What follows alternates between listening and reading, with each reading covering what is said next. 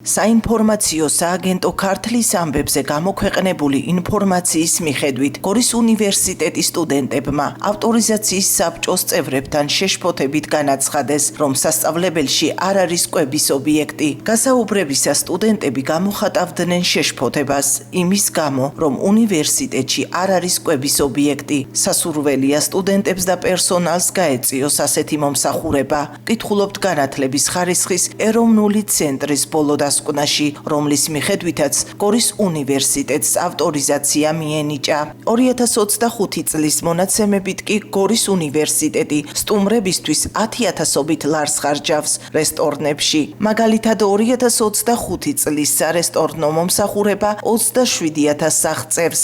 რესტორანი ვილა პარკი გადახდილი თანხა 12,229 ლარს შეადგენს. რესტორანი შატო უფლისციხე 5,000, ტერასა გორი 9,780 ლარი დახარჯეს.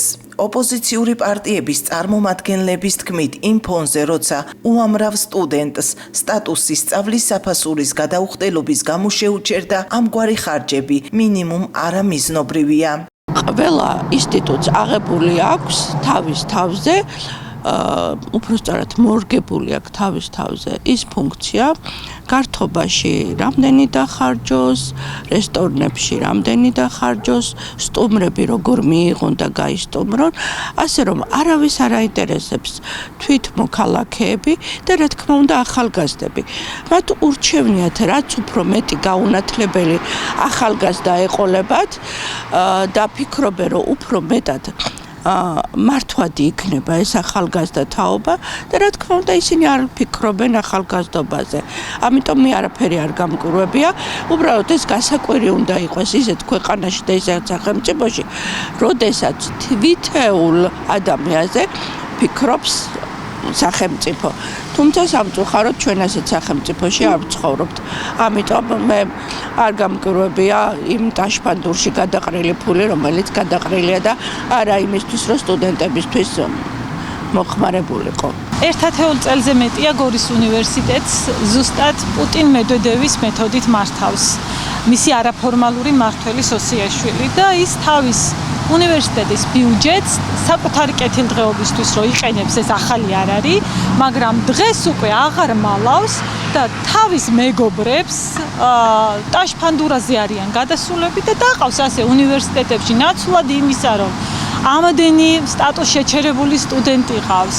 მათ არავინ არ ფიქრობს მათ განათლებაზე, მათ განვითარებაზე, რაც ყველაზე სამწუხაროა, რომ დღეს არც მოსწავლეს, სკოლის მოსწავლეს და არც უნივერსიტეტის სტუდენტს განვითარება ამ ქვეყანაში არ აქვს და აი სწორედ ამიტომ უნდა დასრულდეს ქართული ოცნება, რომ კვლავ მომავალი ჰქონდეს ისევ, რომ ქართველმა ბავშვმა კვლავ ისწავლოს დასავლეთის ქვეყნებში და მიიღოს სრულფასოვანი განათლება. დღევანდელ რეალობაში სტუდენტებს უწევთ სოციალურ უთანასწორო ბრძოლაში ცხოვრება.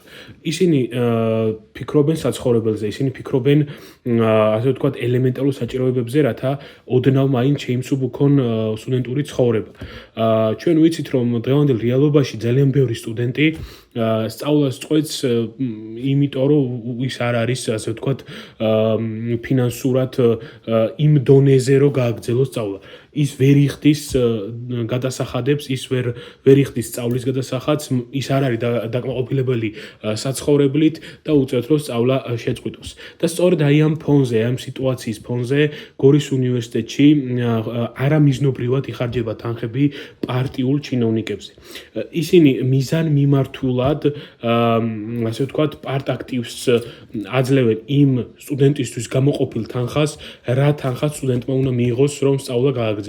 როდესაც ეს თანხა იხარჯება არამიზნობრივად, როდესაც ეს თანხა ხმარდება პარტაქტივს, ამ დროს იჩაგრება სტუდენტი და ის იძულებული ხდება, რომ დატოვოს უნივერსიტეტი ფინანსური სიდუხჭირის გამო. განათლების ხარისხის ეროვნული ცენტრის თანამშრომლებიც თავის დასკვნაში აღიარებენ, რომ უნივერსიტეტის ადმინისტრაცია გამოირჩევა სტუმართმოყვარეობით, თუმცა დასკვნაში ჩაწერეს, რომ სასურველია კვების ობიექტი ჰქონდეთ სტუდენტებსა და პერსონალს.